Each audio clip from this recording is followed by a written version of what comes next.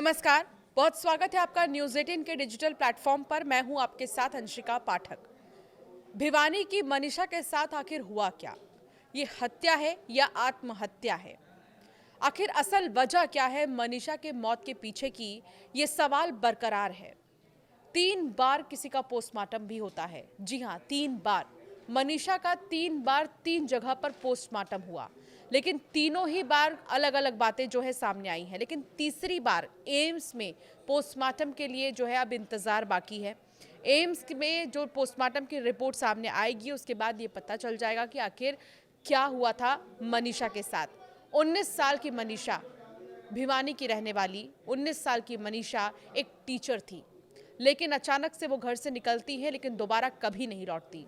खेत में उनका शव मिलता है, लेकिन उस शव के मिलने के बाद से ही सवाल बरकरार था कि आखिर मनीषा के साथ हुआ क्या।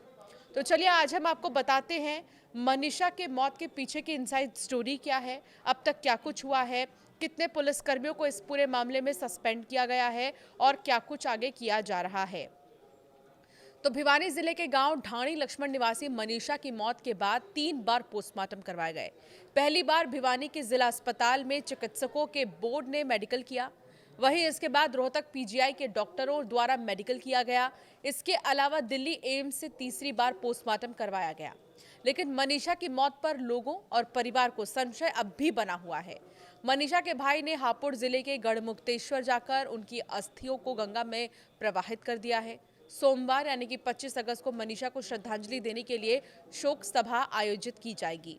पुलिस की तरफ से जांच के बाद कहा गया है कि मनीषा ने आत्महत्या की, लेकिन परिवार और लोगों को ये बात हजम नहीं हो रही है, इसीलिए उन्होंने सीबीआई जांच की मांग की। इस पर मुख्यमंत्री नायब सिंह सैनी ने मांग मानते हुए जांच सीबीआई से करवाने का आश्वासन दिया है। तो अब इस पूरे मामले की जांच सीबीआई करेगी। इधर डीजीपी शत्रुजीत कपूर ने भिवानी में पत्रकार वार्ता करते हुए, प्रेस कॉन्फ्रेंस करते हुए मनीषा की मौत के मामले को लेकर कई बातें की हैं। मनीषा की मौत के मामले में अब तक जांच सीबीआई द्वारा ही की जाएगी, ये उन्होंने कहा। पुलिस जांच अब बंद हो गई है, जो भी कागजी कार्रवाई है उसमें पुलिस लगी हुई है। मनीषा के पिता संजय ने बताया है कि उनकी बेटी मनीषा 11 अगस्त को घर से निकली थी। अब यहां से इस पूरे मामले की टाइमलाइन को भी आप समझिए कि कब क्या हुआ। 11 अगस्त को मनीषा जो है वो घर से निकलती हैं, लेकिन दोपहर के समय मनीषा का फोन जो है वो बंद आ रहा था। इस बीच 1-2 बार उसने फोन पर बात भी की घर पे।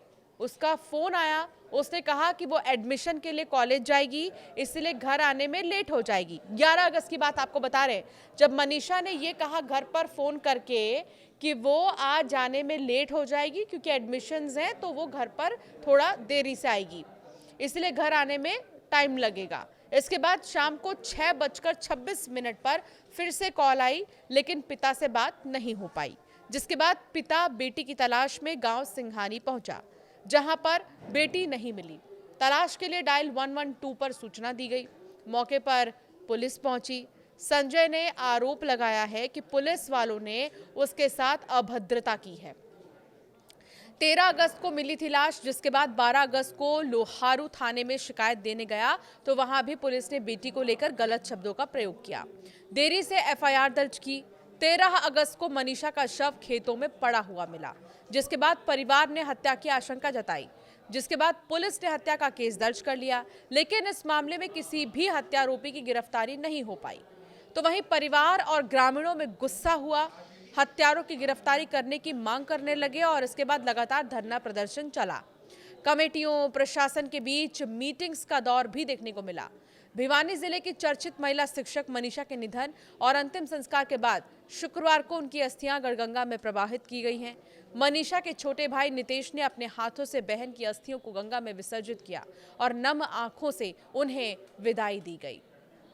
9 अगस्त को सोचिए, रक्षाबंधन का त्योहार वो मनाते हैं और 11 अगस्त से मनीषा लापता होती हैं और उसके बाद सीधे मिली तो उनकी डेड बॉडी।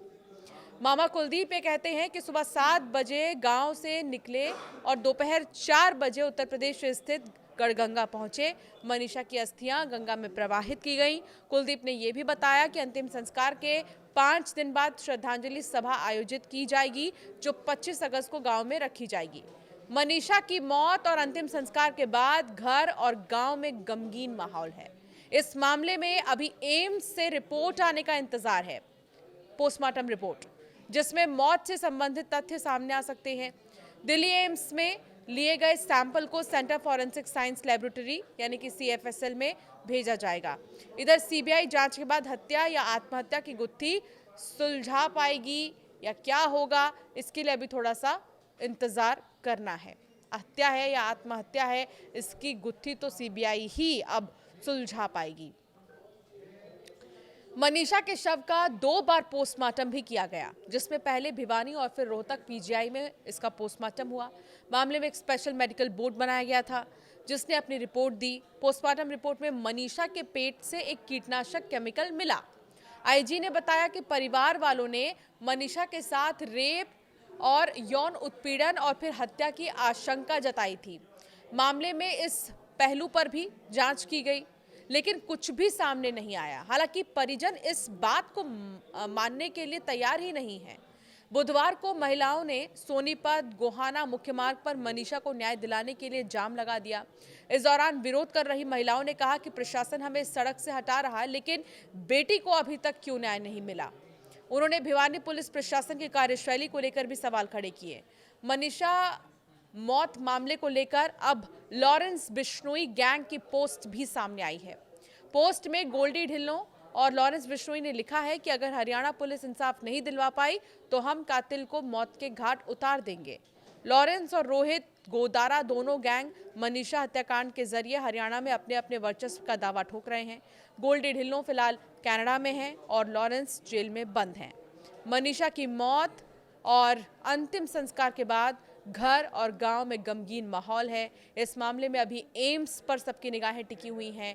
एम्स से रिपोर्ट आने का इंतजार है, जिसमें मौत से संबंधित तथ्य सामने आ सकते हैं।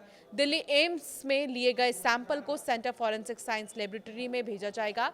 इधर सीबीआई जांच के बाद हत्या या आत्महत्या की गुत्थी सुलझ पाएगी। मनीषा हत्याकांड के बाद भिवानी जिले में मोबाइल इंटरनेट पर बैन लगाया गया। हरियाणा सरकार ने उसे हटा दिया है। इस बीच भीमसेना प्रमुख नवाब सतपाल तंवर ने मनीषा हत्याकांड में न्याय की मांग को लेकर 24 अगस्त 2025 को हरियाणा बंद का आह्वान किया है। माना यह जा रहा है कि खाप पंचायतें, कई संगठन, संस्थाएं और मजदूर, किसान और दलित संगठन भी हरियाणा बंद में उतर सकते हैं। सतपाल तंवर ने सर्वधर्म, सर्व समाज और 36 बिरादरी का आह्वान करके हरियाणा बंद बुलाया है। ये भी बता दें कि राज्य सरकार ने इस हत्याकांड की जांच सीबीआई को सौंप दी है। भीमसेना और स्थानीय लोगों का कहना है कि मुख्यमंत्री नायब सिंह सैनी की सीबीआई जांच की घोषणा सिर्फ दबाव कम करने की रणनीति है। जनता का भाजपा सरकार पर भरोसा टूट चुका है, क्योंकि शुरुआती जांच में पुलिस की लापरवाही और सबूतों को दबाने के आरोप लगे हैं। हालांकि सवाल एक ही बरकरार है कि आखिर कब तक इस तरह महिलाओं के साथ, बेटियों के साथ चीजें होती रहेंगी। सुबह वो घर से निकलती तो जरूर है बड़ी ही उम्मीदों के साथ में, लेकिन दोबारा घर को लौट नहीं पाती हैं। कई केसेस ऐसे हैं। अब हम किन किन का जिक्र करें आपके सामने। इसके अलावा सिर्फ 19 साल मनीषा की उम्र बताई जा रही है। सिर्फ 19 साल की मनीषा की दुश्मनी आखिर किससे होगी? सिर्फ 19 साल की मनीषा जो टीचिंग करती थी, सोचिए इतनी जल्दी से उन्होंने टीचिंग शुरू किया करना, जो इंडिपेंडेंट थी, जो एक तरह से अपने पूरे परिवार को संभाल रही थी, आखिर उनकी दुश्मनी किसके साथ होगी? आखिर किसने किया है ये, या फिर ये वाकई में आत्महत्या है? ये सवाल अब भी बरकरार है। इंतजार है उस पोस्टमार्टम रिपोर्ट का, जो तीसरी बार हो रहा है, और वो भी एम्स में। अब सबकी निगाहें एम्स पर ही टिकी हुई है। आपका क्या मानना है इस मामले पर? हमें ज़रूर कमेंट कर बताएं।